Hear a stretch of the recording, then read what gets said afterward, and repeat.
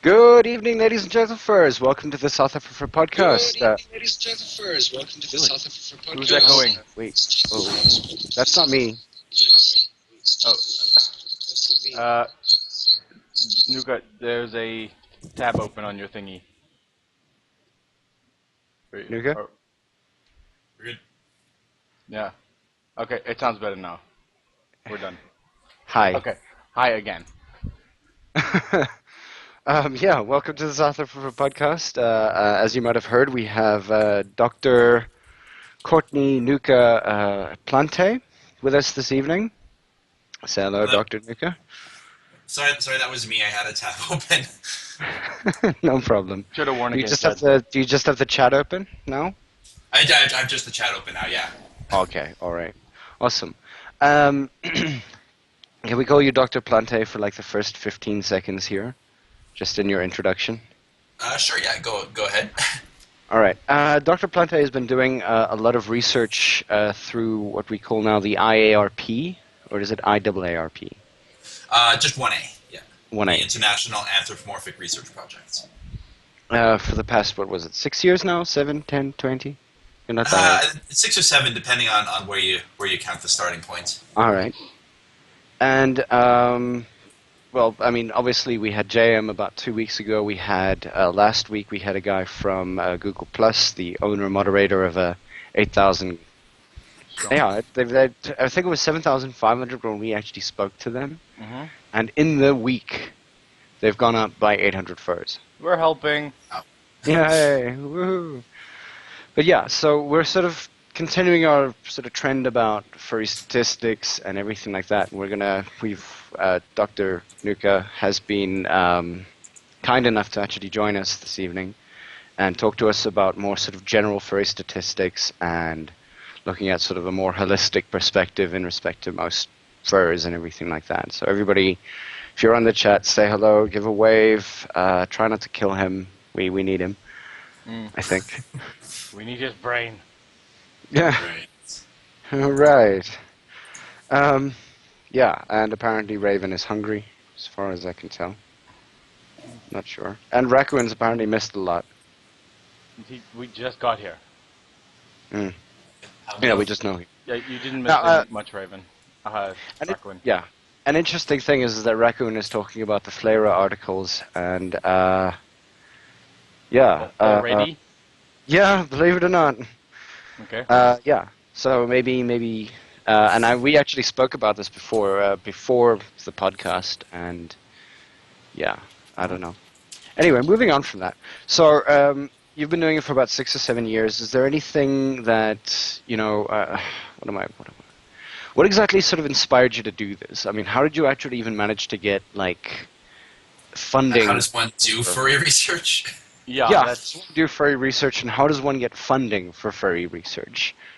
All right, so those are sort of two separate questions. I got into it because I was a furry first. So I've been a furry for a bunch of years now.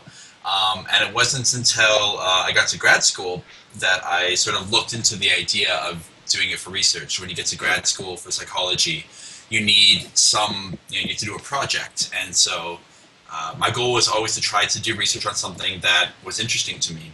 And so I started sniffing around for the idea of doing furry research. Can I take my interests and find an excuse to study them? And it was at that point that I was introduced to Dr. Kathy Gerbasi's work by a friend of mine who attended a con and heard a talk from her. And she was doing some furry research as well, so we kind of got together shortly thereafter. Dr. Racing got in, and we kind of formed the International Anthropomorphic Research Project based on that. But it was, the whole thing was just me being lazy in grad school and saying, I got to study something, and there's so much other boring research out there. I didn't want to do boring research. I wanted an excuse to play video games and go to furry conventions and call it research, so I did that. Yeah, same. Like, I decided to do a master's and decided to do it on video games, so yay! I just decided to do an honors and become a lowly teacher. You say lowly. And as for getting, sorry. No, go ahead. I'm done. Oh. As for getting funding for it, I mean, one of the reasons why the IARP has the long name it does is because it helps us, it gives us the visage of credibility, the era of credibility. It's got this long, complicated sounding name, because if we applied for grant funding and said, oh, we're furry researchers, they'd never take us seriously.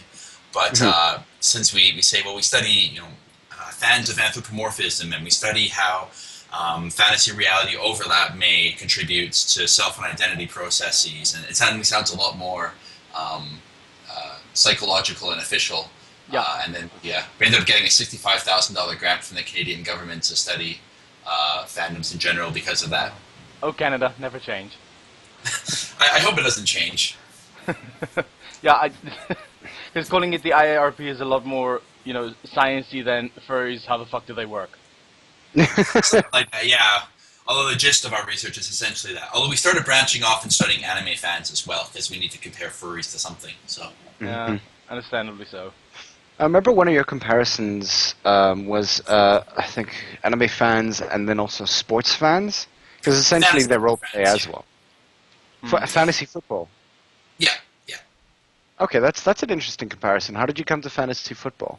How does fantasy football sort of fit in? Fit into everything. So the idea was we wanted to compare furries to a group that was similar to furries, and then a group who they had that kind of fantasy elements, but were very distinct in content. So there's a lot of overlap between anime fans and furries. So we thought, okay, if we really want to see what's nitty and gritty and idiosyncratic about the furry fandom, we got to compare them to something close to, but not the same as furries. So anime kind of made sense. And then in other studies, we found that furries don't really like sports. I mean, not every furry, of course, but sports isn't something that furries really love. And so fantasy sports kind of made sense, because this is a group who has that kind of fantasy element to it, but without the the same content that furries have.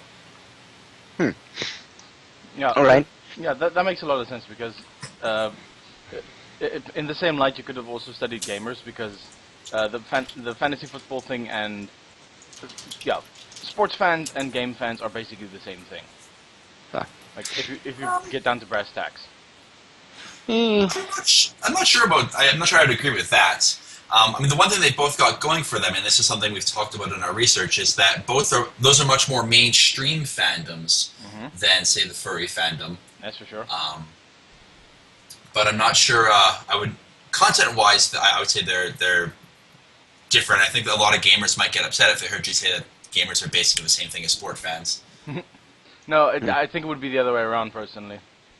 Like sport fans would be angry they'd be associated with gamers. Yeah, because basically there's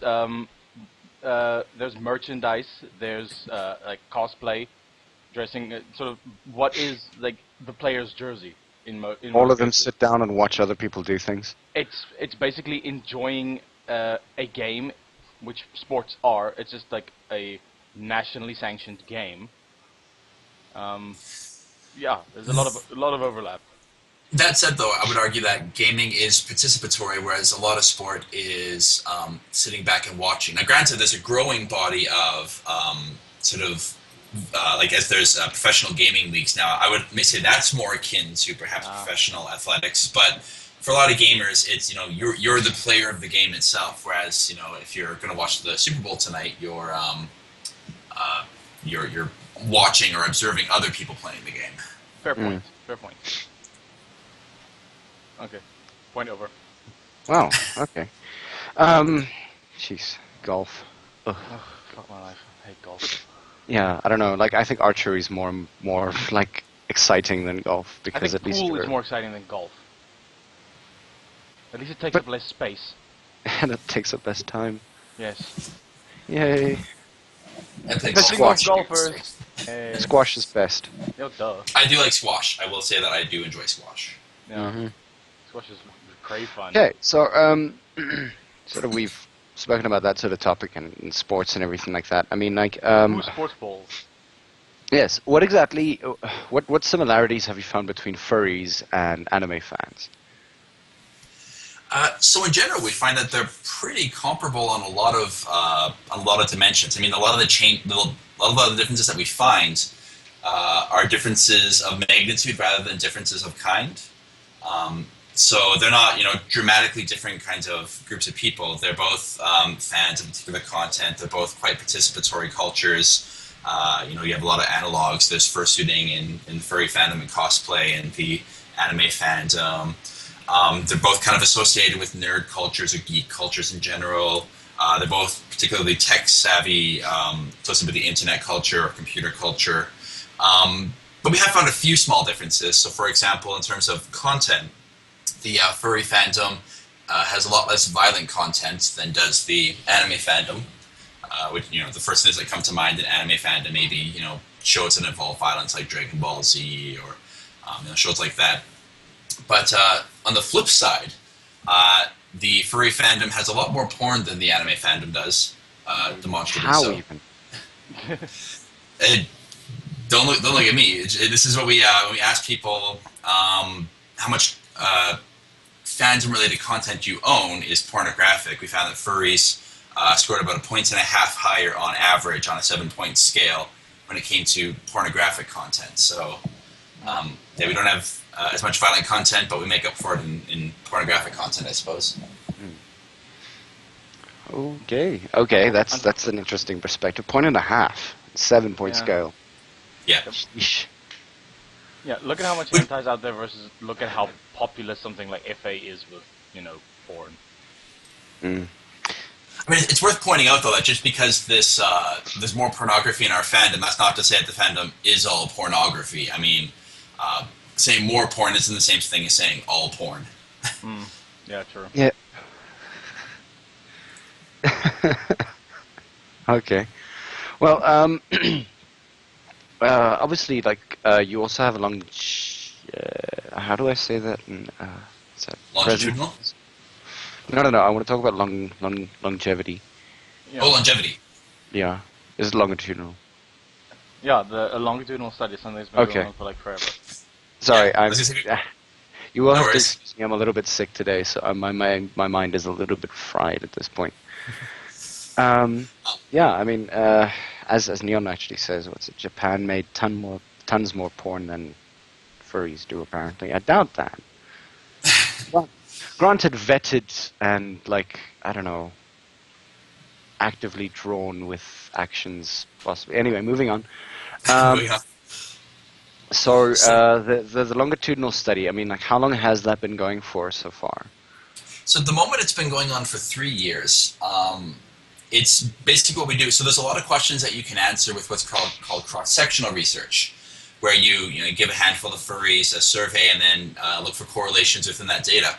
But some questions have this element of time. Basically, if you want to establish causation or say X came before Y, or X caused Y, you need temporal data and watching patterns change over time. So we currently have about 600 furries who once a year we email a survey that asks the same questions each year, and we watch how the responses change over time and how responses on the previous survey predict changes on future surveys. So rather than just to sort of make an analog, how there's that video game violence debate, the violent games cause aggression. Mm-hmm. And the counter to that is always, well, you don't know which one came first. Was the person aggressive first and then they played violent video games, or vice versa? Longitudinal data helps us establish the direction of causation. So with furries, one of the questions that comes up is, are furry, there's a higher level of homosexuality in the furry fandom than the general population, and people say, well, were people gay first and then they came to the fandom, or were they in the fandom first and did they sort of, quote unquote, become gay? By having this time course data, we can look at furries at time 1, time 2, time 3, and see, if it's the case that the fandom, quote unquote, makes you gay, we should see an increase in homosexuality as each year goes on. And if it's not the case, then we shouldn't see that increase. Mm-hmm. Now, we actually have a question from the Peanut Gallery. Okay. From Dragon, glasses smiley faced. Does that include the most recent influx of furries that signed up at Further Confusion for the longitudinal, or I'm not necessarily sure what he possibly means. Yeah, so at Further Confusion, I was there a couple of weeks ago, and we got about 50 new people sign up for the longitudinal study. This year's longitudinal study wave isn't out yet, so those folks, they're going to be tossed into the next wave, which starts in about a month or so. So we have a huge database that we keep track of, and so when the next wave comes out, we kind of add them to the longitudinal study. So they haven't been added yet. Okay, that's interesting. So I mean, like you obviously go from like convention to convention and hand out your survey. I know that there's a whole bunch of pictures of you holding onto a folder full of survey papers. Like, how much, and this is going to be a very random question, but how much paper do you use per convention? How much paper? I know that in terms of boxes of surveys, when we do Anthrocon, we typically have 4 or 5 boxes of surveys. The shorter version is to say we print out about 3,000 surveys, and they're each 10 pages each. Wow. So you can imagine that's 30,000 pages, and we hand them out within a couple of days, typically, a small army of research assistants. The more interesting part is that we get about 1,000 of those back every year, and I'm the one person who has to enter it all by hand. So you think 200 or so questions times 1,000 people is about a month and a half of data entry for me. Couldn't you like set up a small computer station? Sit down. There's five computers and get people to do that, or do you actually have less people coming to that rather than handing out? We've talked about that idea before, if only to save me the wear and tear of like 1 million points of data entry. But the problem with that is even if we set up 5 or 10 tablet computers at our sort of table at Anthrocon and let people do them on that, we would still get far fewer responses that way, because it takes about a half hour to do the survey. So, and we're open for about 8 hours a day, so a half hour per survey. If you maxed them out, you'd have 20 people per hour times 8 hours is 160 people per day across 3 days is still far fewer than the 1,000 we're getting by handing out physical surveys. So yeah, apart from that, who's going to spend half an hour? Who's going to spend half an hour at a con standing at a single booth, like filling out a survey? Well, no, but that because people take the surveys with them and spend a half hour doing a paper survey. So yeah, well, they do that on their own time. It's not like do you get them back on the same day, or is it like the next day usually, or oftentimes the same day. One of the tricks we've learned actually is to go to the registration line. That's where you get a lot of the responses back. Yeah. Well, that's understandable. Yeah. Again, it's sort of people doing it when they have time or when there's not too much else going on, kind of thing. Yeah. Okay. Yeah, first and last day of con is where we typically get the most responses. No, that makes sense. Sorry, jeez, can you believe it? My job is actually useful for once. One of the things that I was actually wondering is that now everybody or most people in America at this point probably all have, devices that are either Android or Apple ready. And I was wondering whether something like Share It would work, where you actually get people to, if you really want them on the thing, you put on Share It, you share the document with them, they take their time throughout the day to complete the research itself. So you have to be really careful with stuff like that because of issues of confidentiality, or typically the more stuff you're doing online, the bigger a chance there is of data getting leaked or whatever. So we do use one site called Qualtrics, which is our sort of data collection survey software that we use, because they have a good track record of security and stuff not getting leaked that way. But yeah, we've done online surveys before, and we even tossed about the idea for this year at Anthrocon of just having people do it online. So when people come to our table, we give them a card and say, "Oh, go to this website and do our survey." The problem is when you're carrying around a survey with you at the con, it's a physical reminder of here's a thing that I have to do. If we give you a small card or tell you to go online, you'll say, "I'll get around to it," and then lo and behold, people forget to get around to it. Yeah, people fave getting a tab, basically. Yeah. Favorite and forget. Yeah, that's essentially what happens. So. All right.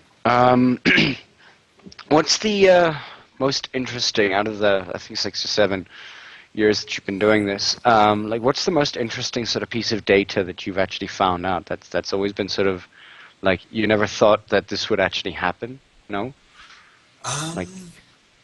Yeah, there's been a few of those actually.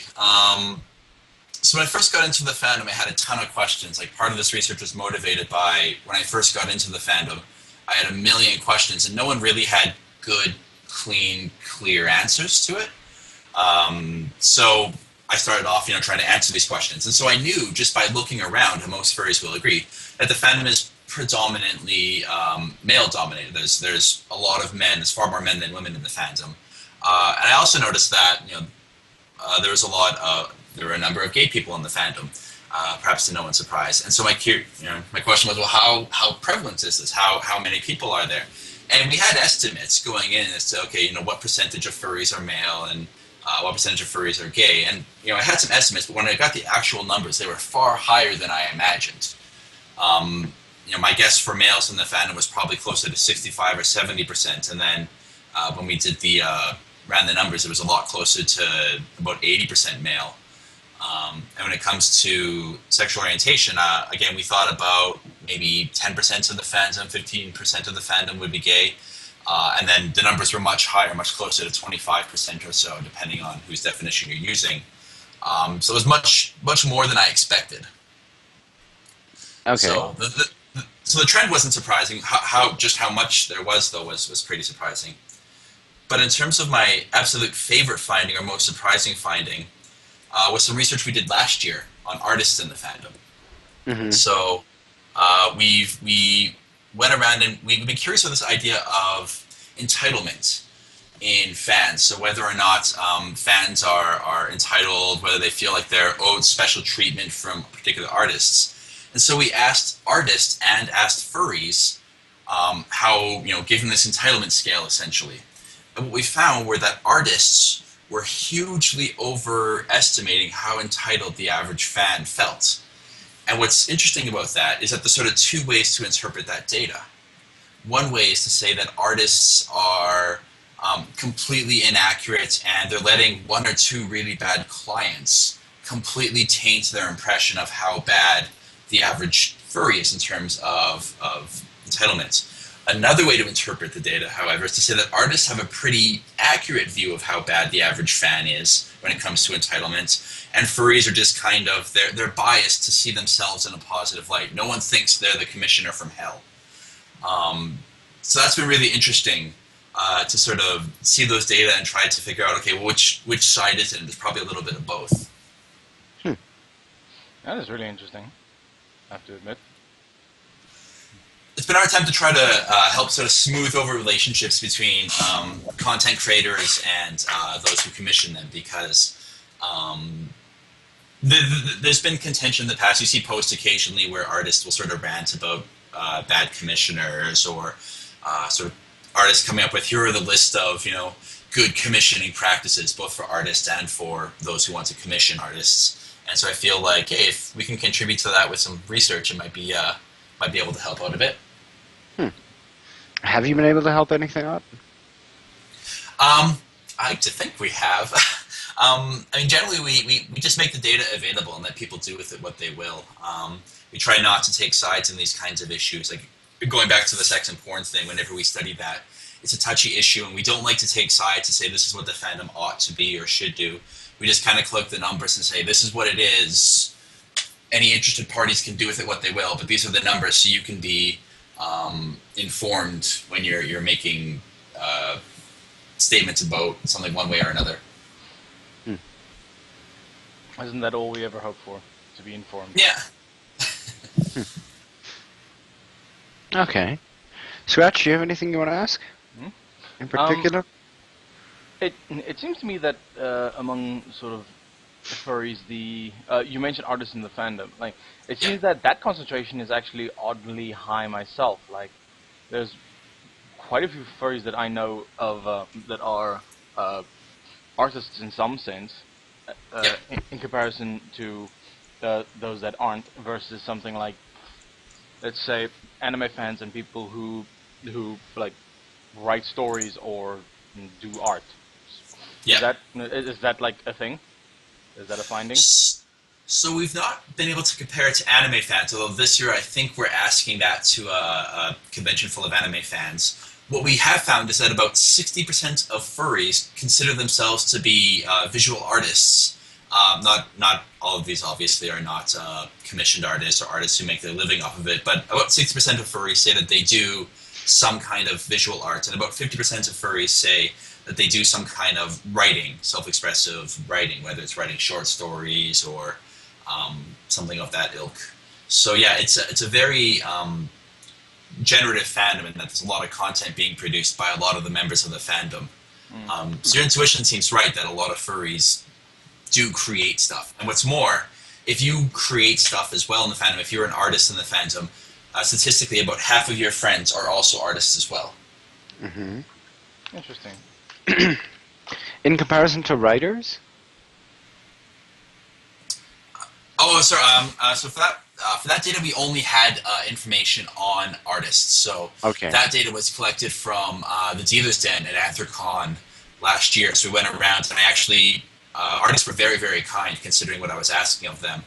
During the middle of this, Dealer's Den in the middle of Anthrocon, we gave them a one-page survey to fill out, and we got about 2/3 of the Dealer's Den responded back with this survey.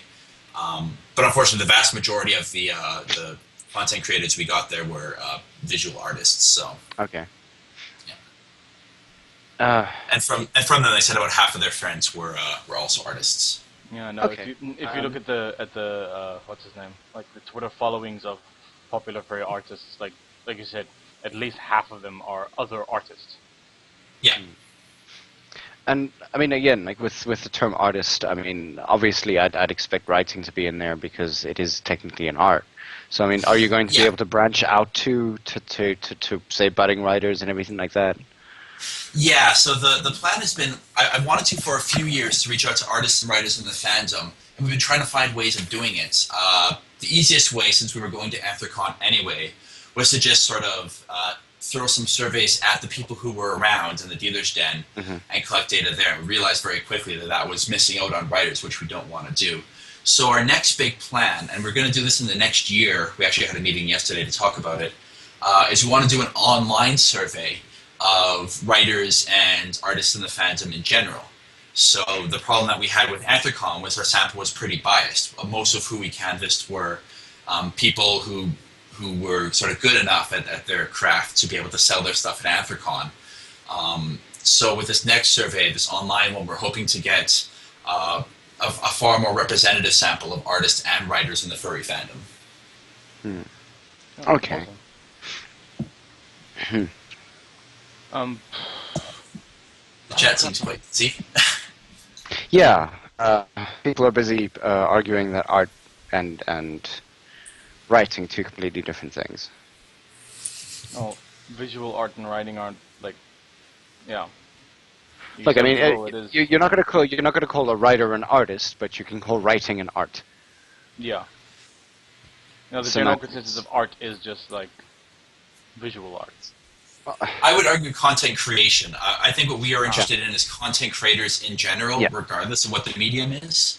But I mean, you get into philosophical debates or debates over labels, but that's sort of outside of what we do as researchers. We leave that to people to sort of decide for themselves. Yeah, okay, that makes sense. Now, Raccoon actually asked a question about 8 minutes ago about the effect of in the long-term comparability of the data that your survey changes from con to con. Yes. So how exactly was it asked? I can't remember I think it was during the same period as we were talking about, the paper-based and then the longitudinal study. I think. Oh yes. Literally, does it affect the long-term comparability of the data that your survey changes from con to con? Yeah, so when we talk, so from con to con, our survey changes because we're interested in different questions. That's called cross-sectional research, and that research is usually kind of a one-shot thing.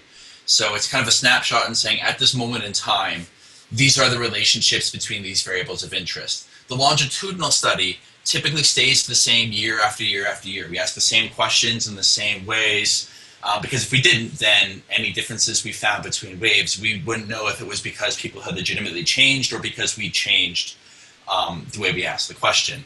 So for the longitudinal study, we keep the questions the same, but for the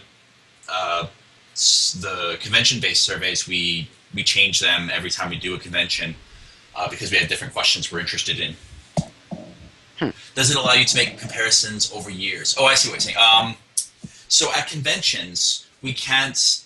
It's a lot harder, I would agree, to make comparisons if we change the wording. But I would argue that the convention-based research isn't well suited to doing that kind of changing over time kind of analysis. For that, you would really want to look to longitudinal data. So survey data or cross-sectional data is a really powerful tool for answering certain kinds of questions. But as soon as there's an element of time involved, changes over time or causal direction, that's you're using the wrong tool for the job. Yeah, like I suppose hot button topics for the year would be more just fitting for just a con-wide study as opposed to a longitudinal study. Yeah. Okay, cool. All right. Wow. Jeez, this is a lot to take in. So aside from that, I mean, like, which cons have you gone to so far? Like, what's the most regular con that you've gone to the past couple of years?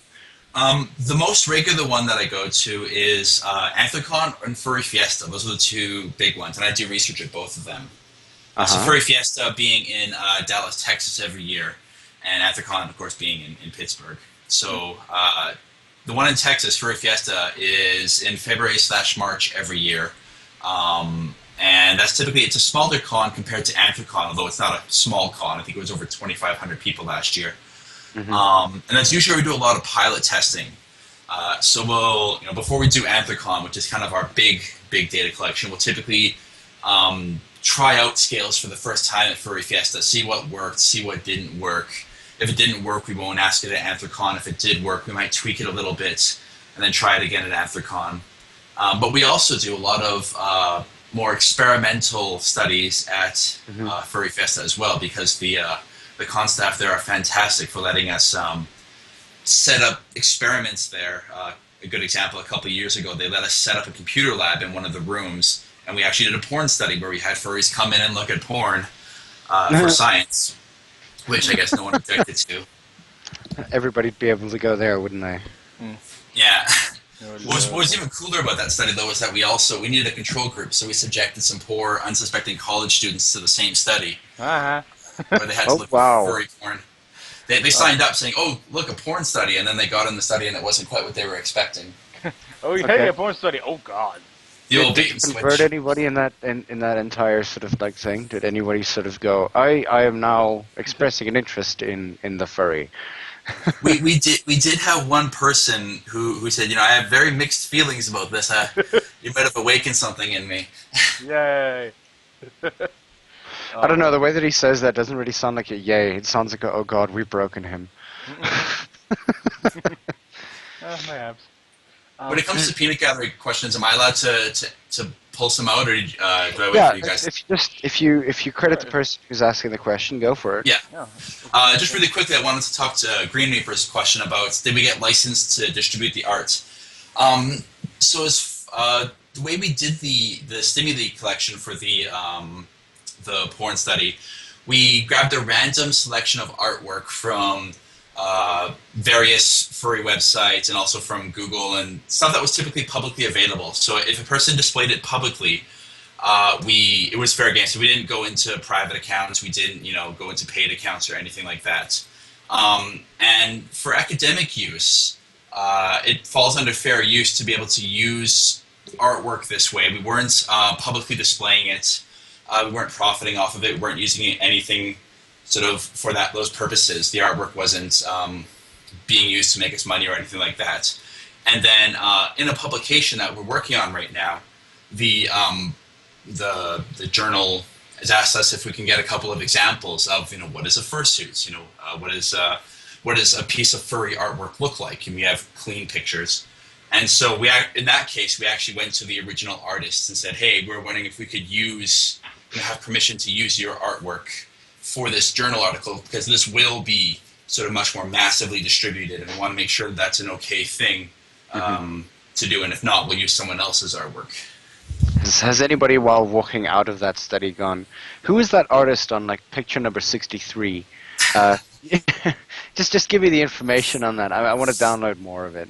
Yeah, I'll follow on Twitter. I think a couple people asked that question.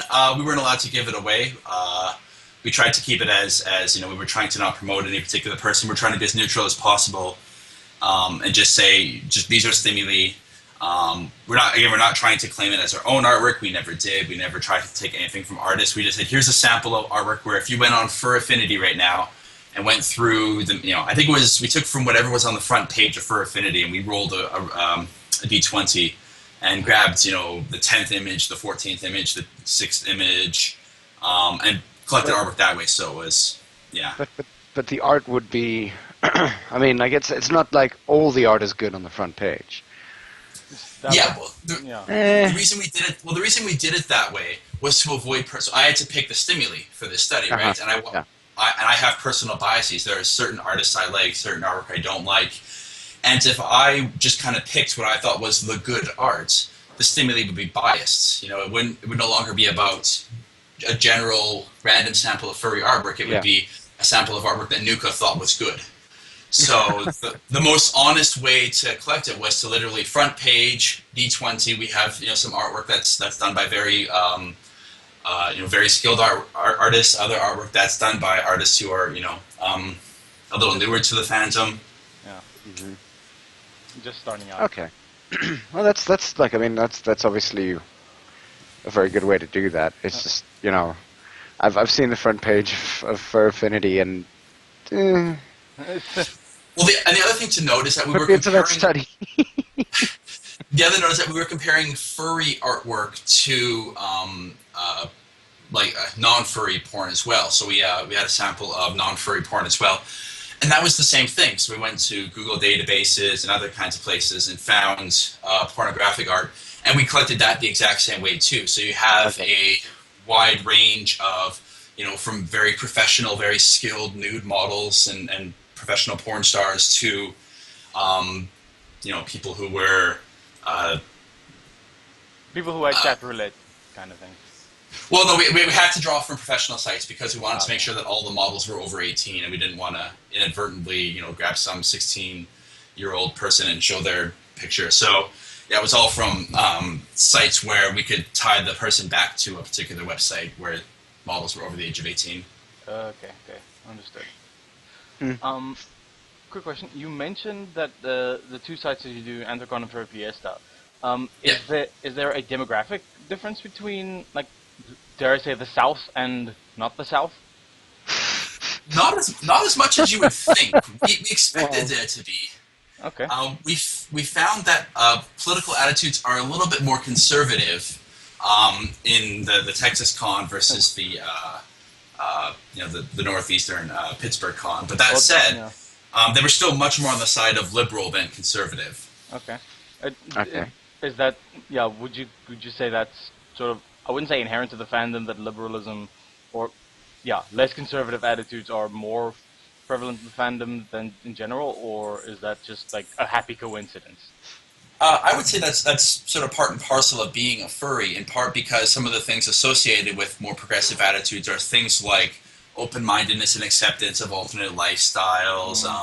For example, gay marriage is a very divisive issue when it comes to liberal or conservative ideals. And if you're a person who's socially quite conservative and you don't agree with gay marriage, or you think that homosexuality is a sin, you may not be particularly comfortable in the furry fandom, where only about 35% of the fandom is completely heterosexual. You may find yourself a little uncomfortable there. So I think that's sort of one process for filtering out people who might have more conservative beliefs. And it's also worth noting that there's a difference here between social liberalism and conservatism and sort of economic liberalism and conservatism, where you see a lot more variation in furries' beliefs. Okay. No, like I said, I was just wondering, like, red state versus blue state kind of thing. Does that make a marked difference in the findings of the study? But apparently it doesn't, so that's cool. No, not really. As far as we can tell, most of the findings are pretty consistent, whether we sample them at in Texas or at Anthrocon. We do find some small differences between our online studies and our convention-going studies. Okay. In part because the demographics are different. So if you imagine what it takes to go to a convention, typically it involves being able to get time off work and having the money to be able to travel to these cons. Mm-hmm. And so the samples we get from cons tend to be a few years older and tend to be somewhat slightly higher socioeconomic status, and tend to be furries who've been around in the fandom for a little bit longer than furries from our online sample. Okay, that makes sense. Okay, that's interesting. Now, obviously, JM and we, us, things, that grammar. We spoke about the propensity of furs to, I think, alter their sexuality. I know that we spoke about it at semi-length, but like the studies that you've done, obviously you know a little bit more about it. But sort of whenabouts, obviously the deeper in years that they get to the throughout the fandom, the higher the chances is that their sexuality will alter in one way or another. So you have to be careful when mentioning that, in part because this is a perfect example of why cross-sectional data isn't necessarily the best to use to answer temporal questions. So a lot of the data that we have showing that the older a furry is, the more likely they are to be gay, it can be interpreted as saying that as you spend more time in the fandom, you become more gay, but it could also be interpreted as saying that gay furries stay in the fandom for longer, while less gay furries tend to fall out of the fandom for one reason or another. Our longitudinal data is, in fact, testing that very hypothesis right now. And the data we have so far, again, it's only 2 years, so we're not going to see dramatically big differences just yet. But the data seem to hint at a trend towards slowly becoming a little bit, like a half a point on a 6-point Kinsey scale, moving towards bisexuality as you spend more time in the fandom.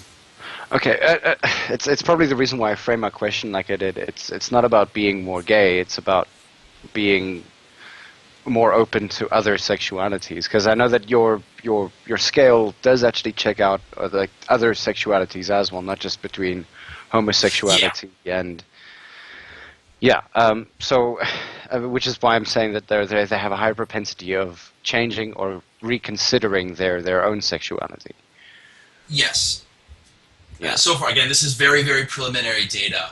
I wouldn't take it to the bank just yet. It was hovering on marginal significance, and it's only based on a short period of change in a sample of fewer than 500 furries. So take it with a grain of salt. But that's what the trends are at least suggesting.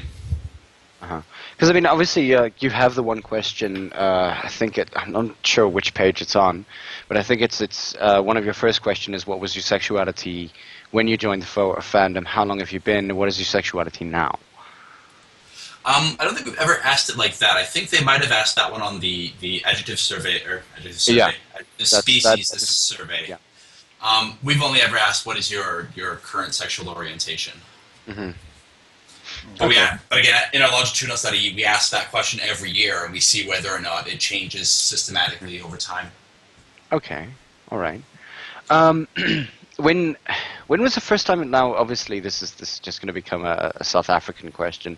When was the first time you found out that there were actually furs in South Africa?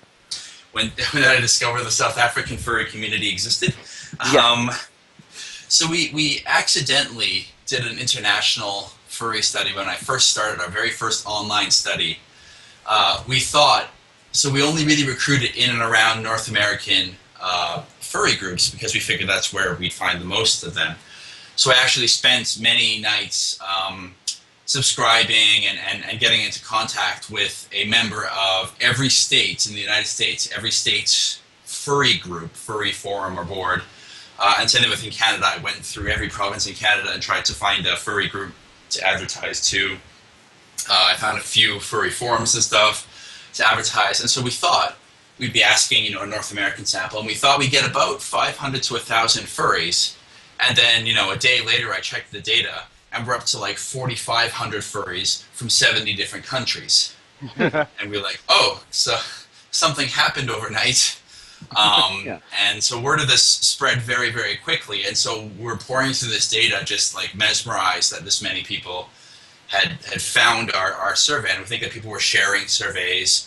I mean, we had people who had shared surveys with friends, translated them, and then shared them with friends in other countries. And this is like, wow, like furries really wanted to take part in this survey. And to that point, that we were looking through our data and found that yes, there were a handful of furries from South Africa, and I'm like, wow, it opened my eyes because I was unaware that there was a huge contingent of furries in Brazil, in South Africa, in Japan. Yeah, you and everyone else in South Africa, apparently, like every furry in South Africa didn't know. So we've known for years that we've wanted to do a big cross-cultural study of furries. The tricky part is figuring out how to do it. So we're social psychologists, which means we study sort of the processes that we all kind of have in common when it comes to interacting with other people. What we'd ideally like to have to do cross-cultural research is a cultural psychologist who knows that, oh, here are some of the, regardless of the furry fandom, we know that these differences exist between North American furries and North Americans rather and Japanese people, or between Europeans and Russians, or so these differences exist, and until we know what the meaningful dimensions are, it's kind of hard to launch a cross-cultural study of the furry fandom. The other problem that we run into is that we are on the team, all of us speak English, and that's it. And lo and behold, when you have an English survey, a survey that's only in English, you're going to draw proportionately from English-speaking countries. So we're working right now on getting together people who can reliably translate our surveys for us into other languages. So once and by the way, if people do speak other languages and are willing to give us a hand, go to our website and hit us up. Let us know what languages you speak. And I mean, part of the trick is that we have to run you through an ethics board, and we have to typically need some kind of established evidence that a person is they've had past work doing translation, or they've gone through a languages department at a university or something. But yeah, if anyone has any formal languages training like that and is any experience with translating, that would be of tremendous help to us in doing this kind of research in the future. Okay.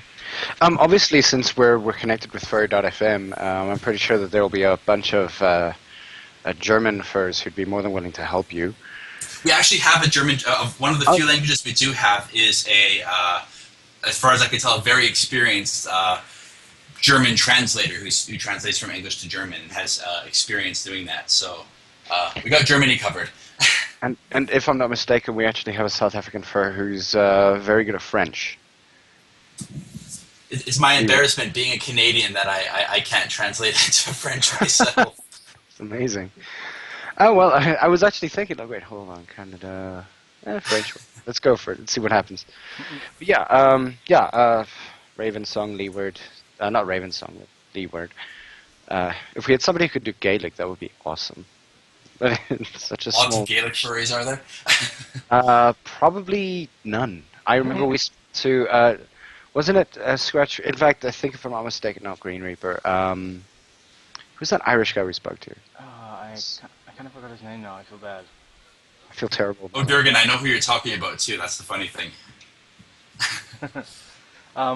Kanish, there we go. Kanish, man. Yeah, yes, of course. We were speaking to Kanish, and we were asking how prevalent is Gaelic anymore, and he's just like meh. Yeah, like not. Yeah, every single time I see Gaelic spelled out, I think garlic, and I'm just like, that's a bad idea. I know that one of the big studies we've wanted to do for a while, and we've had an opportunity to do so. The Japanese furry community, they've had a couple of conventions in the last few years, and we've been invited out to these conventions in the past. Like they've offered to have us come out there, and we've really wanted to. But the problem is it's prohibitively expensive. A flight to Japan costs quite some coin, and the problem is in terms of what we get out of the data is these cons in Japan, as I understand, are relatively small compared to, say, Anthrocon or another North American con. So we may fly all the way out to Japan to get 50 surveys, which from a quantitative perspective isn't really the kinds of numbers we need to be able to make large-scale comparisons about what all Japanese furries are like, for example. So But a trip to the Nihon would be nice. I'm not going to complain if there's a way to get me to other countries to study furries. I'll take it. Why don't you open up a Kickstarter? Or Patreon or something. Yeah, Patreon. Get furries involved in trying to make sure that you get the most accurate data all the way through. I'm pretty sure that there'll be a whole bunch of people who would be more than willing. Oh, Someone's actually suggested that before. I'm not sure from an ethics perspective whether or not it's kosher to let your research be funded that way. I don't see an immediate problem with it, but I'd have to run it by an ethics board. I know they get really, really touchy about where your funding comes from, in part because it could be construed if the furry fandom helped finance our research, would we be biased to only publish research that painted furries in a positive light? So do we have some financial incentive to publish some results, not others? But then again, and again, like Raccoon says, there's a crowdfunding science site. I actually didn't know that. I'll have to check that out. Mm. I'm not opposed to the idea. It's just, concern about, we want to make sure that we don't, the last thing we want to do, being one of the only folks who are doing furry research, one of the only folks, we don't want to botch it and get our hands slapped for some kind of ethics violation. Yeah, I mean, obviously ethics is it's a rough line, and I mean, like, I guess with your online surveys, I mean, a lot of the people who probably do answer are possibly even 16, and I know that your ethics don't. Do you throw those out? We have to legally, not legally, but ethically, we have to throw them out if they're under the age of 18. We ask people in the informed consent. We say, please don't take this survey if you're over the age of 18, or under the age of 18. Then the first question is, what is your age? So we don't have very many people take it, but we still occasionally get data from minors, and we have to. As soon as I see it, I have to delete the line on the spreadsheet. Yeah.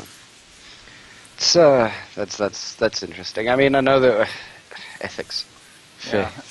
I mean, because obviously these days a lot of people they start out around about. We've gotten as far as like 13 from Wolfie from last week. He was saying that like and that was actually something I was going to mention, is that if you look at their demographic, obviously their demographic is skewed more towards the younger, and your demographic can only start at 18. Yeah, and we absolutely know that. This is a blind spot that we've known about for years. To address Raccoon, to address his point in the chat, can you get parental consent for under 18? This is one of the issues that's actually come up with our ethics board. We've tried on a few occasions to get permission to do furries under the age of 18 in our surveys. The problem is exactly that you have to get parental consent, and a lot of furries haven't come out to their friends and family about being furry, and so that's asking a lot to try to just get your parents to sign off that you're a furry and that you're under 18 and we're good to go is a little problematic.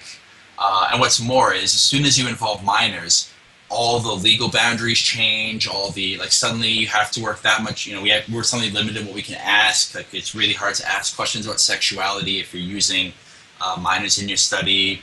Mm-hmm. You have to worry about things like potentially having a developmental psychology on the team just to make sure you're able to deal with any kinds of emergencies or things that might come up. So special. Especially when it comes to minors. So yeah, the rules completely change as soon as you add in minors. So it's a blind spot. It's probably going to remain a blind spot in our research, and that's one of the reasons why we really like the research that Adjective Species is doing through their furry survey, because we kind of use that to kind of gauge our blind spot and see, okay, just how much are we missing. And the good news is that it seems like our data match theirs pretty well. At least for the over 18 stuff. So it seems to suggest that what they find in minors is probably pretty comparable to what we would find if we were to study minors as well. Okay. Okay, that is interesting, because I mean, like, obviously, if you at least have a backup study that does it on its own, then it's far easier to actually do that, which means that the blind spot gets minimized. A little bit smaller. Yeah, the trick is that we can never publish that data because to publish in a peer-reviewed scientific journal, you need to go through an ethics board and stuff. So, but yeah, it's nice to be aware of your blind spots and just how big they are. Yeah. And yeah, I mean that's always such a difficult sort of perspective, especially when you're not allowed to do something because you're held to ethical Yeah. things. Well, I don't fault the ethics board for it either. Like a Yeah. lot of people say, "Oh, ethics are stupid and they're overly conservative." But Or, when you think about it, like when you think about it from an ethics perspective, I mean, we're when we first came into this, we had to really, really walk on eggshells and be very careful because we were asking a group of people who have been stigmatized and who take a lot of flack from society at large, you know, some deeply personal questions, and you really want to make sure that you're erring on the side of caution. yeah. Yeah. Now, I think I might have asked you this question when we were first having our chat, and I know that it was a possible maybe, was sort of like maybe moving towards that, but the propensity of, because it is something that the people get asked about, or not asked about, but told the entire time as furries, is the entirety of autism within the furry fandom. Yeah. And I just want to know, is there even a correlation at any rate, like the smallest bit, that it is slightly higher than The general say population. other places, or maybe even just between furries and anime fans? Do anime fans have as high a correlation of autism? So we've never asked it in the anime fandom before. I think we might be doing it this year. I think we're on our second or third year of anime research, so I don't recall if we're asking that this year. Just to sort of put this all into context, we have asked in the past about psychological and physical disorders in the past because people have argued, oh, are furries screwed up people? Are furries people with psychological dysfunctions and stuff? So we figured, well, let's ask. And so the way we asked the question was to say, have you ever been formally diagnosed with a medical condition, a physical condition, a psychological condition, formally diagnosed, so not self-diagnosis, not you picked up a psychology textbook and decided you have this, that, or the other thing. If you do that, everyone would have everything. Like, Everyone has Yeah. everything, yeah, exactly. In fact, you probably also have cancer. Yeah. Same with WebMD. And, Yeah. and so what we found when we did that was that furries, the rate of prevalence in furries was higher, statistically significantly higher than that in the general population. Specifically for Asperger's, not for anything else, but for high-functioning autism or Asperger's, we found that it was higher, between 2 and 5 times higher, depending on whose numbers you're using. So part of the problem is we're kind of comparing apples and oranges here. We're using for these numbers, have you been diagnosed before? And we're relying on people to reliably report if they've got this condition, whereas other numbers that you may find online may be asking clinicians or asking, getting the data from other places besides self-reports. So it's a little hard to make these comparisons, and so we're very tentative about saying that it's higher in the furry fandom.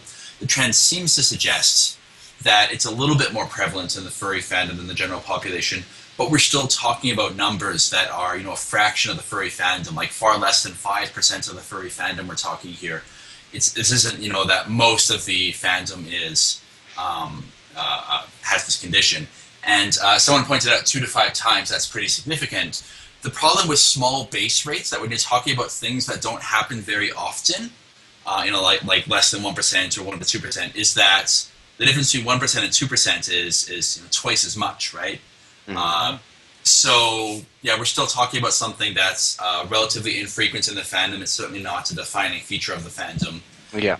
And we're not clinical psychologists either, so we have to be very careful about being able to make strong claims about this because we're starting to get into the edge of what we can sort of safely say based on our own expertise. Yeah. I mean, and it's a tough question all around, I think. And I mean, a lot of people, even if it is and that's one of the questions that I do want to ask is that, like, the questions that you ask are very, very sort of deep, I guess, or at least as deep as they can get. And even, like I said, even if it is completely anonymous, people won't necessarily answer as truthfully as they possibly could. Yeah. As a perfect example of that, if you don't, sorry, I don't mean to interrupt. Yeah, go. As a perfect example of that, we've been asked in the past, can you ask about bestiality and zoophilia and plushophilia and all these really, really hot button issues. And that's almost exactly the answer I give is, when it comes to sexual orientation, we can trust people. They're probably going to be relatively honest about their, whether they're straight or gay or asexual. But when it starts coming down to fetishes or things that are really highly contentious in the furry fandom, it becomes a lot harder to expect the data that we get from that to be something that we can rely on. And what's worse is what do we compare to? So if it's hard enough to get furries to respond honestly on these questions, we need to compare furries to something. Imagine going up to a bunch of college students or people on the street and asking them, hey, are you sexually attracted to animals? What kind of honest response rate are you going to get out of that, right? No, that'd be the answer. Yeah. They would either run away or punch you, I'm not sure. Yeah, I kind of fear for the health of our RAs at that point. Yeah. How does one become a research assistant? This is probably just for North American furs, I guess, or if anybody's interested in becoming a research assistant for the IRAP. What are what are the prerequisites? Mm-hmm. So typically the research assistants we bring in are college students. So we, all of us are profs, we all teach courses and stuff. And so before Anthrocon, a few months before Anthrocon or Furry Fiesta, we'll typically sort of look to our classes and say, hey, is there anyone interested in doing some research with us? Mm-hmm. And we'll typically involves sort of an interview process where we talk to, anywhere from half a dozen to a dozen people who are interested. And we kind of vet them in advance for, are they really open-minded? Do they seem like the kind of person who would, react well to being surrounded by furries at a convention for 3 days? Because the last thing you want is to bring a research assistant to a furry convention and then have them respond very negatively to being surrounded by furry culture. So typically they have... Oh, sorry, go ahead. Or gawk at everything and everyone. Yeah, right. We're trying to be professional here, and the last thing you need is a research assistant who's looking very... Ew, look at that! Yeah, so... and typically the research assistants we have some kind of background in psychology or research methods as well, so they have at least some formal training. And then we give them a bunch of ethics training and formal training as well for the job. So that's typically when you see people at conventions working with us, they're usually undergraduate psychology or social work or sociology students working with us. On occasion, we've had a few people who have shown tremendous interest in our research and who've been around for several years and worked with us and kept in touch with us, who we also allow to work with us at the table.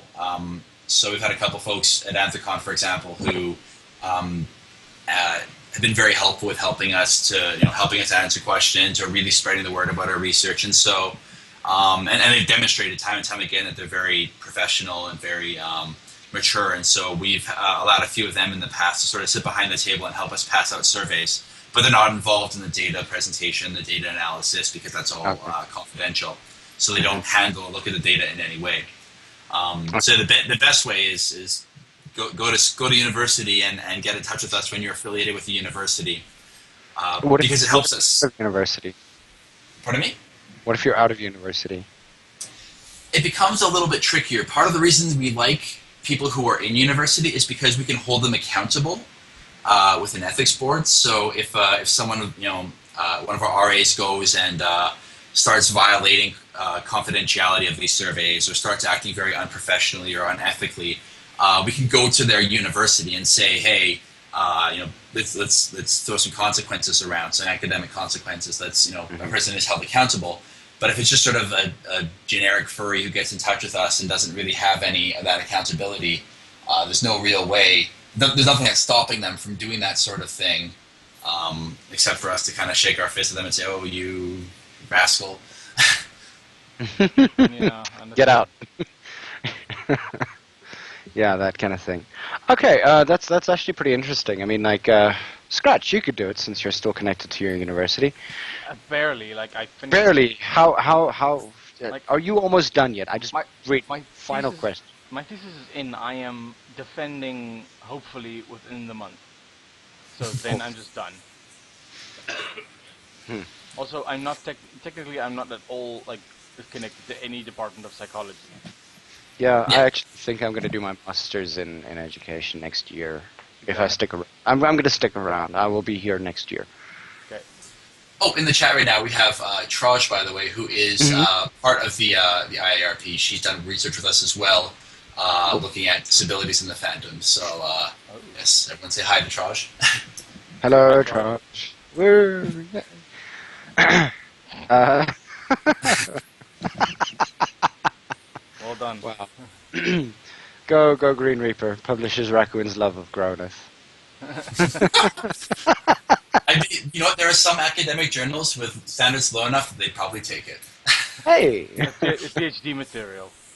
Yeah, I don't Yeah. know. Yeah, maybe just. What are those like weird? People get doctorates from the strangest places these days. Degree mills. Yeah, Yeah. degree mills. D- Would you even call UNISA a degree mill? I don't think so. It's They still, actually do have an ethics committee. That's yeah, and something. they still try. It's just like it's a sinking ship at this point, though. Oh no, it isn't. I actually that's where I'm going to do my master's through because it's pretty much the cheapest place to do it. Yeah. They're still internationally accepted. Accredited. So why the hell not? Uh, now let's hope that goes down well. Like seriously, they need a little bit better management, to say the least. I'm making a Sorry. point here. Don't patronize me. I'm not trying to. Well, Alright. okay, but sheesh, Scratch. I mean, like obviously both of us have research methodology behind our names. I Although- suppose. I have I mean, a book. That's it. Hey, yeah, you do. How big is your book, by the way? I mean, what I have is a book on how to write a thesis. It's not Oh, like okay. yeah, Sorry. yeah, How big is your thesis? How many pages was it at the end? 100, like excluding bibliography. Bob, bobblehead. Oh, I wish I could have that. Oh, but by the way, I was wondering, like, we were mentioning something about a while back about part of the reason for not using youths for studies and stuff like that is that some of Yeah. them like haven't broken to their parents or for parental consent. Like some people haven't broken to their parents that they're furries and whatnot. Do we Yeah. not have a term for that? Like coming out of the closet? Like is there not a term for that? Like coming out of the cage think or a- something? I think a lot of furries use the term coming out of the closet to describe Yeah. it, and a lot of gay furries will say that it's actually a pretty similar experience. Coming out as being gay is pretty similar in terms of the emotions involved and sort of apprehension that you experience sort of coming out as furry as well. We actually published a paper on that. On Go. Oh, Carry sorry. on. Yeah, we published a paper on that a few years ago, comparing furries and the coming out process in the furry fandom to people coming out as gay, and who I think was part of. We're comparing them to people who were in gay recreational sports leagues who had a similar kind of experience, where being a part of this group allowed them to be themselves without fear of sort of negative repercussion. They got to be gay without having to fear everyone else sort of treating them differently, and it was pretty comparable to what we find in the furry fandom. That's good. That's actually very interesting because I mean, like thinking about like that entire process and everything like that. I mean, I think both myself and Scratch have never come out to our parents about this sort of part of our lives. In fact, like very few people outside of the fandom actually know us. And eventually, in all fairness, like a lot of our friends are inside the fandom.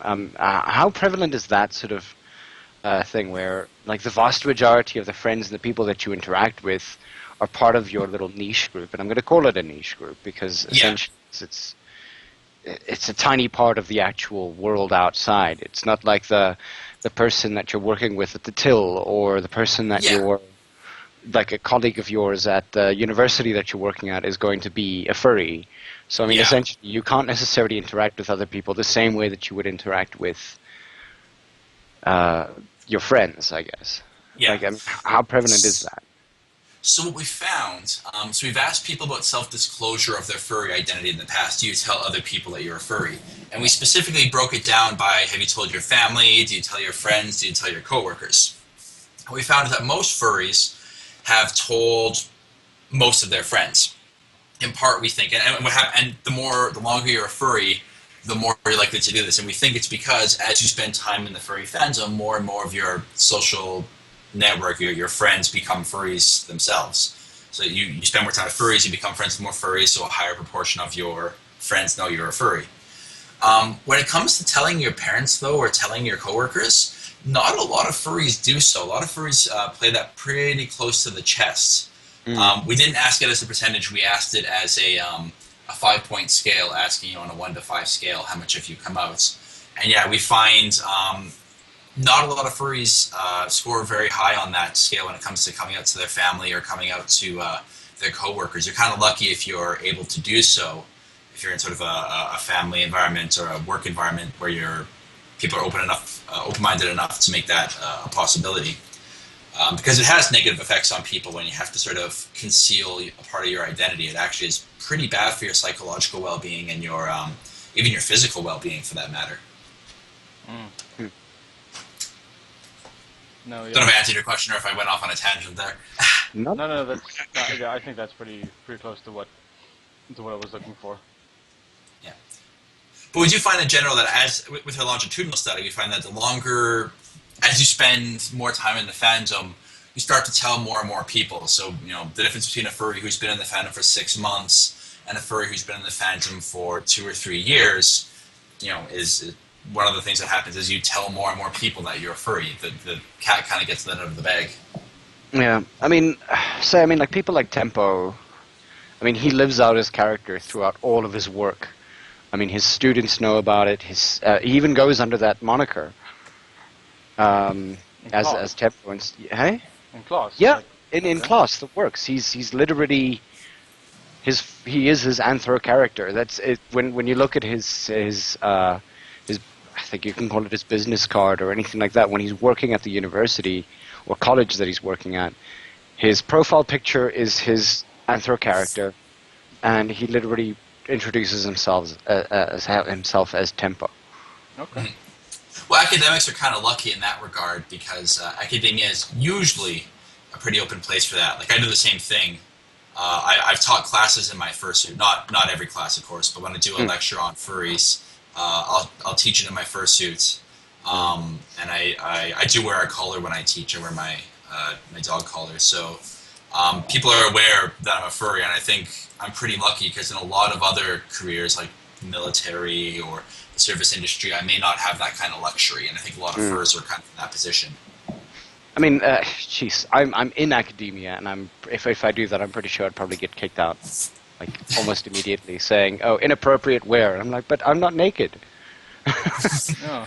Well, yeah, you do have to be a little bit careful. So I can get away, for example, with teaching a class wearing a dog collar or wearing my fursuit for special occasions on campus, but I won't say that my professional image hasn't taken a bit of a hit. I think, 30. If I decided to give up and stop doing the furry research now and become a serious business researcher for the next 30 years, I would still be haunted by my furry research 30 years from now. So we're kind of in it for the long run here because my professional image will never recover. If you look up my name in Google, my fursuit's the things that come up. So that's inescapable. No, it is unfortunate, which is why a lot of people probably keep their work life and their private life completely and utterly separated. I think the worst thing that I ever did was I dressed up as Freddie Mercury. Yeah. There's no shame in that. Yeah, no, it was in 2012. I was still a tutor for the English classes, English 1, and I just randomly rocked up in a denim shirt and jeans, denim like jacket and jeans, and I took off the denim jacket, and literally all I had was a wife beater on. It was, and nobody ever understood what I was doing. I was just sitting there, like I'd even shaved a mustache, for goodness sakes. I worked like that evening as well when I was working at the bar. These kids today. Yeah, I know. Nobody knows. They're not knowing Queen. Yeah. Oh my God. Yeah. What is this generation coming to? Neon, I couldn't sing, so I don't think I acted the part. But I took off the jacket in a very flamboyant manner, so maybe that helps. But yeah, like if even if I came in a dog collar to work, like kids are hyper conservative in South Africa. Quite. Yeah, it doesn't bode well for any of us to actually do that in public, or at least in our workplace. Yeah. For now, until it becomes a bigger thing. Yeah, I mean. Yeah, I mean, I don't think it'll ever gain. People have asked us in the past, do you think furry will ever become mainstream and fully accepted? And I don't think that's ever coming. I think furries will become less stigmatized and less like the internet's punching bag as we find, as some other group becomes the group du jour to pick on. But yeah, I don't think we'll ever see a day where furries are fully mainstream, where it's cool to be a furry. Actually, have you ever thought about like comparing furries and brownies together, or do you lump them together? Yes, as a matter of fact, we've done a little bit. I'm trying to work out doing research at BronyCon this year. Mm-hmm. So, because most of the research we've done on bronies, comparing furries to bronies, has been bronies within the furry fandom. Because it's kind of a rift, it's kind of a contentious issue where we find about 25% of furries call themselves bronies. Mm-hmm. And while about a third of the fandom is really positive towards bronies, and about a third of the fandom is very neutral about it, there's that 1/3 of the fandom that really, really hates bronies. And so we've kind of looked at it in that context. Why do some furries hate bronies? That's actually one of the surprising things that I found too. Was that finding that there's a belief among the brony haters that bronies are coming in and ruining everything good in the fandom, that these hordes of bronies are coming in and just wrecking everything. But the reality, the data suggests that furries who are bronies were actually, on average, furries for longer than furries who aren't bronies. So it's not these hordes of bronies coming in and wrecking our fandom, but rather it's furries who've been here for a while say, oh yeah, I like that show too. Mm. No, I mean, and geez, you can add me to that one if you'd like to, but obviously I think we had a long talk about that, if I'm not mistaken. And Uncle Kage of all people. Yeah, I mean, no, that's exactly right. Uncle Kage, we had a conversation with him about it at one point, and he's like, just scratch, you go for it. Say the thing that he said. I can't remember it word for word. Yeah, it's just it's hypocritical of someone in the furry fandom to say that this thing that you like is silly. I'm going to ostracize you for this thing being silly in my mind. Yeah. Kind of thing. Mm. Yeah, I'm going to make fun of you for liking colorful friendship horses. Now, excuse me while I go look at Sonic the Hedgehog artwork, or watch an episode of Pokemon, right? Yeah. Yeah, that kind of crap.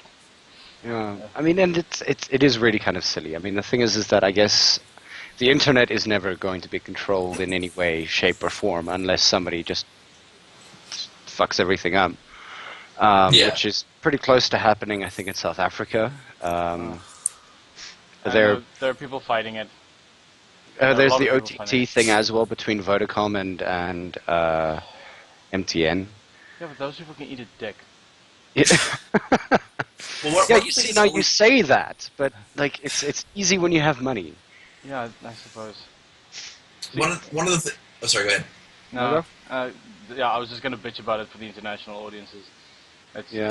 Basically, there are some of our cellular providers are bitching that things like Skype and WhatsApp they're called like over the top services who make use of network infrastructure without like paying for it, kind of thing. They're being shit on because they make use of the infrastructure that was provided by our like those telecom services and don't pay like a fee for it. But that's dumb. Like, of course people are gonna use a cheaper service if you like have to pay an exorbitant amount for an SMS or voice calls. But yeah, whatever.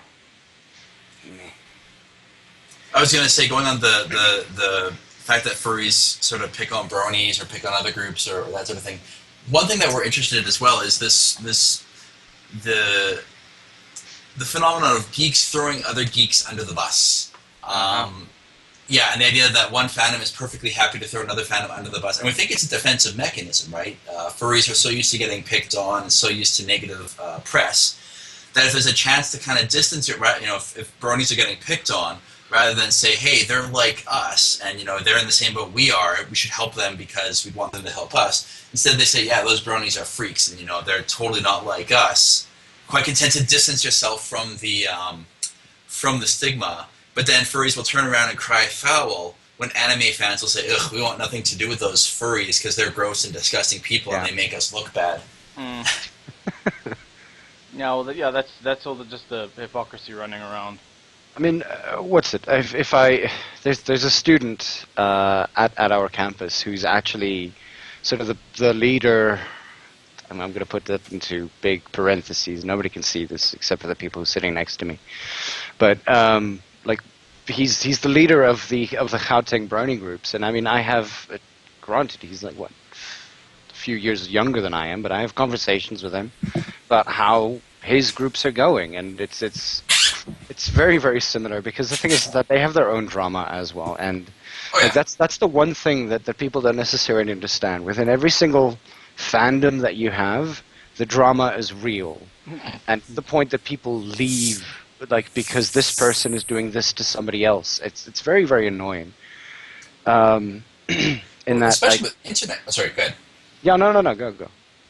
Especially with internet-based cultures. I mean, we forget that a lot of these fan cultures are predominantly internet cultures, and if we know nothing else about social psychology, we know that when you make a person semi-anonymous, or you distance themselves from the target of their criticism or their meanness or their bullying, you will get this kind of behavior. You'll get people doing and saying things that they wouldn't dream of doing in real life. And so when you get furries or bronies or fandoms where people have never seen each other in person, it's not surprising that they'll say really mean, horrendous things to one another, or this drama happens that wouldn't happen if this was a, co-worker or a person from a face-to-face sort of meetup. Yeah. No, for sure.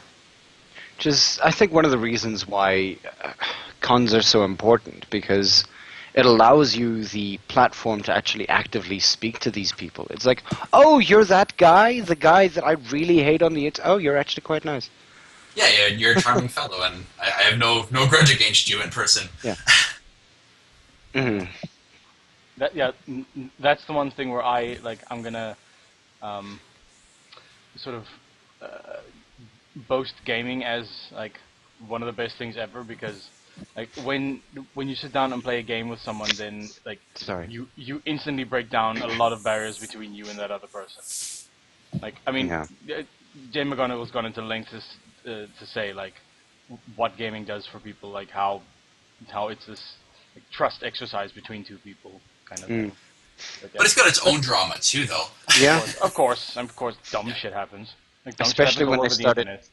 Especially when they started, monetizing the entire gaming industry, especially when it came to like professional gaming. Mm-hmm. I mean, imagine the kind of like it's like taking a rugby player and then giving him more money, and then he doesn't play for his country ever again. And then, like, say you started up a gaming group, and you're like, oh, yeah, we're going to do the most amazing stuff. And then suddenly one of your players is just a little bit better than everybody else, and then he gets bought over by a big company and literally plays for them for the rest of their life, leaving their friends behind. That doesn't work, does it? Well, that's just sort of the nature of competitive sports. No, it's professional. The difference is it's not about it stops becoming about competition and starts being about how much money you can make off of it. Yeah, I suppose.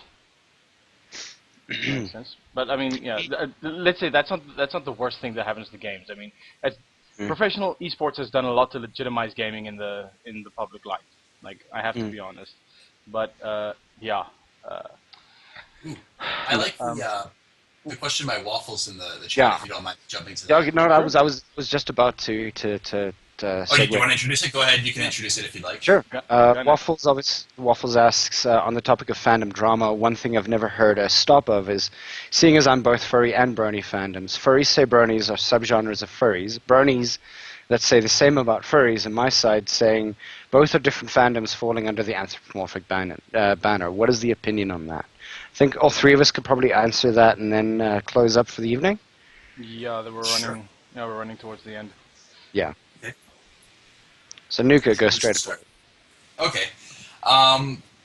So I actually talked about this in a little bit in one of the talks I gave at Further Confusion, but the idea is, content-wise, you could argue that the Brony fandom falls as a subset of anthropomorphism in general, insofar as it has walking, talking animal characters. So from a content perspective, you could say it certainly is a subset of anthropomorphic content. However, when it comes to identities and people using labels to describe themselves, you can't say that bronies as a group are a subset of furries as a group. Because if this is the only show that you identify with, then it wouldn't be accurate to say that you're a fan of fan of things that are anthropomorphic. Because it's really just this one idiosyncratic hobby you have.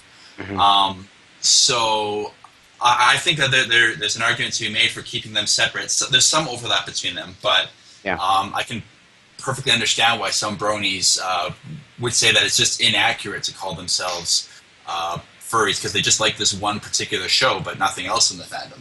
Yeah. Yeah, that makes sense. I think that about actually wraps that question. I actually do have a separate question, and it was something that popped up on our WhatsApp group, where a person was vehemently arguing terms and things like that in respect to the term furry. And he got very, very sort of passionate about it. No, passionate. Well, we'll go with passionate. Okay. He was, and the thing is that he pretty much insinuated that because you don't identify as, say, a Tor or a feral, that even if you are on four legs, that you're going to be identified as a feral, and that's just that. He literally went as far as to say that if that is the thing that the fandom calls you, and you're on 4 paws, you are feral, but somebody said, well, I'm on 4 paws, but I'm not feral. He was talking about that entire idea of identity, and eventually he actually left the group and got, very depressed about everything. So, I mean, just for clarification on that, Raccoon is on 4 paws, but I wouldn't necessarily call him feral. Are you wanting me to answer this, or jump in and chime in? Or, okay. Chime in, it's about identification. If you don't identify as feral, Yeah, so I think there's 2 separate issues here, and I think people often conflate these issues, and this is where you get into big fights. So you could make an argument, like the philosophical argument or the categorical argument about what constitutes our definition of one or the other in sort of a very abstract categorical kind of way, or you could make an argument about identity. Does this person identify as? It's the same thing with a furry. You could point to someone and say, you grew up liking Bugs Bunny, so whether you admit it or not, you count as a furry because you fall into this category. That's a very different argument from saying, do you as a person identify as this? Is this a label that you use and consider meaningful to express yourself?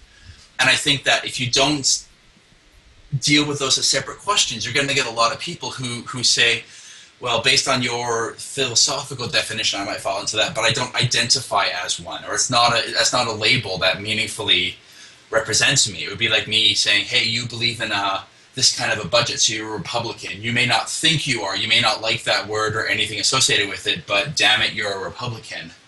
You gotta understand why that might bother a person to be told how they ought to identify themselves based on a criterion that you've decided in a very philosophical, abstract kind of way.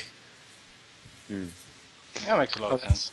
That does make a lot of sense. I actually wish that he was listening to this bit, just to clear his mind as well, because it became a very, very difficult thing to sort of go at. There was a point that we actually told them to just either stop or... And it's not surprising. People get very protective when it comes to identity issues. People become very defensive. No, understandably so. Yeah. Yeah. Durgan asks another question, and I think we can close off with this one. Are there any other fandoms that you can actually think of that aren't commercially driven besides furries? I think furry is actually very commercially driven. Well, I think the difference between them is in a lot of other fandoms, one person owns, or one person or a small group owns the exclusive control of the content. So George, or I guess Disney now, owns Star Wars and decides what's canon and makes the money off of the content. And in Harry Potter, it's J.K. Rowling. But in the furry fandom, there's no one person or entity or enterprise owns the contents of the furry fandom. So I would consider in that regard, it's not a corporately owned and commercial enterprise. I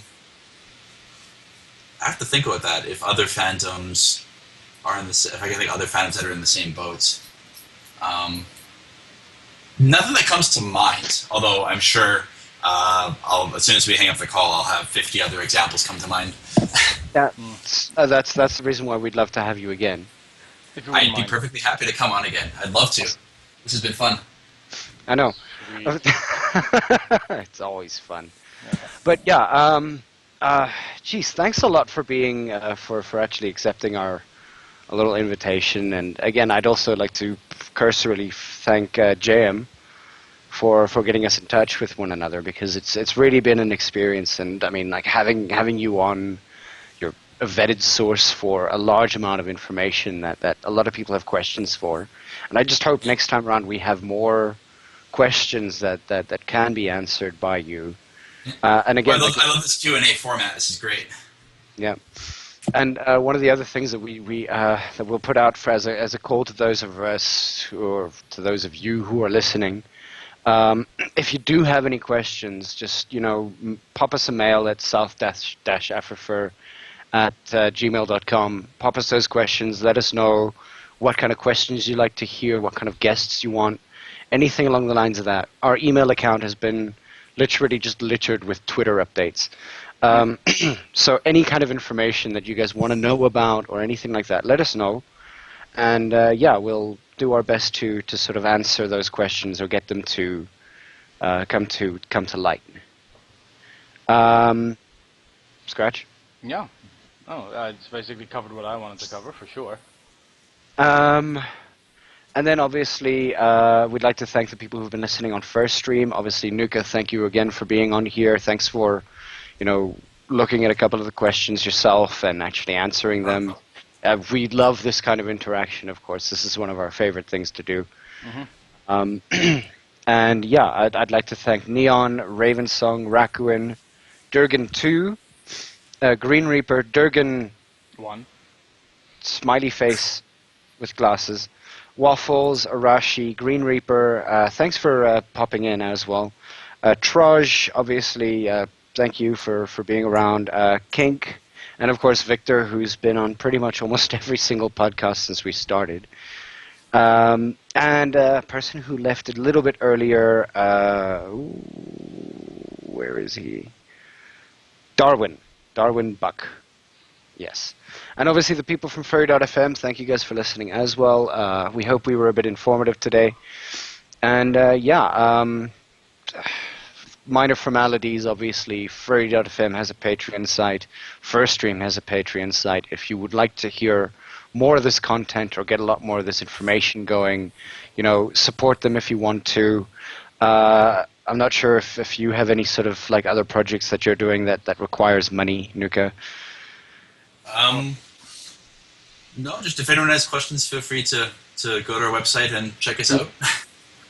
Oh yeah, of course. I mean, when's the survey coming out for this year? So we've got one coming out. If anyone's going to Furry Fiesta this year in about a month, we're doing one there. If you're going to be at Anthrocon this year, check us out. And if you check out our website, you can check in there occasionally, furryresearch.com, no www. And we announce whenever we'll have online surveys coming on. Check back every month or so, and we'll let people know when our next ones are coming up. Any Twitter handles? No, I'm bad at the social medias. Okay, understood. All right. So thanks a lot for listening. Thanks again, Nuka, for joining us. And we'll see you guys next week. We do have a minor scheduling issue that we've got for next week, but I'll update about that next week.